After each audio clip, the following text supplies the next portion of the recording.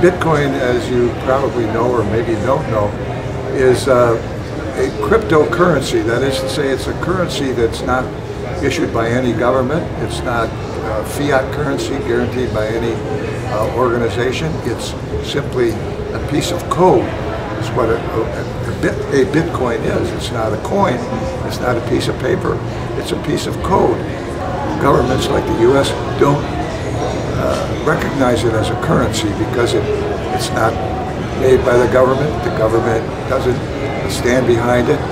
No organization really stands behind it. And a Bitcoin is only worth, as the economist Paul Krugman has pointed out several times on his columns, it's only worth what people are willing to pay for it.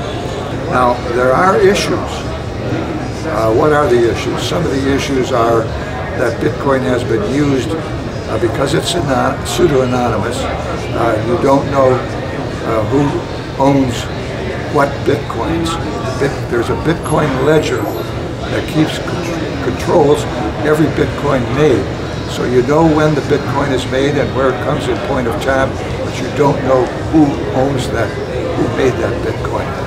So it was used to some extent in money laundering. I don't think that's a major issue because you can use regular money to launder money, but it's something that the Bitcoin community has been concerned with. Other things that the Bitcoin community and the investors in Bitcoin are concerned with is, how is Bitcoin going to be regulated? Is it going to be regulated as a currency or what? Now, the United States Internal Revenue Service issued an interpretation earlier last year, 2014, that Bitcoin is not a currency, but it's a property. And therefore, if you earn Bitcoin, it's a property like earning something that's a capital asset in your hands. But if you sell it or give it for value, well, you have a capital gain maybe, or a capital transaction. Other countries also agree that it's not a currency, and some think it's a property. This is true in China and through some other countries in Europe.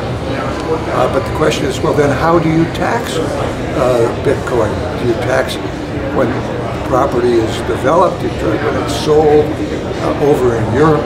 For example, they don't know whether to put value-added tax on Bitcoin transactions, on Bitcoin mining. This is one of the issues. The state finance directors, the banking commissioners in the various states, they're wrestling with the problem. How does this fit in under the banking rules, as opposed to a regular currency, is gaining more and more momentum. One of the reasons it's gaining that momentum is because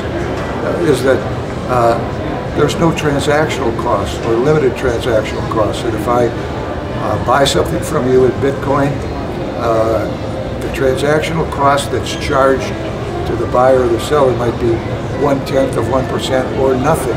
Well, you compare that to credit cards, where you may have 2 to 3% charges. This is a very substantial difference for a merchant. This could be thousands and hundreds of thousands of dollars to a typical merchant in a typical town. That's one of the reasons that merchants are buying into Bitcoin.